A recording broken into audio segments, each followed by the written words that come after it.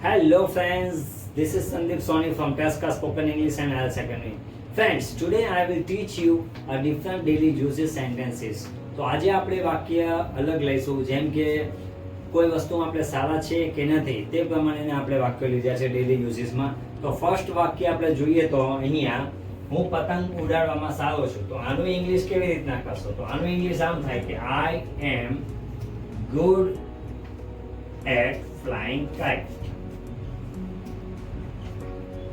Second sentences જોઈએ તો તેઓ પૈસા કમાવામાં સારા નથી. તો they are not good at earning money.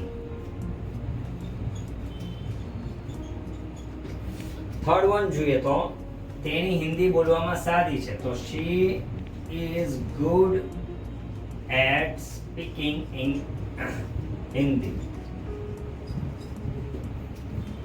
Last જોઈએ તો મમ્મી રસોઈ બનાવવામાં સારા છે. તો mother is good at making food.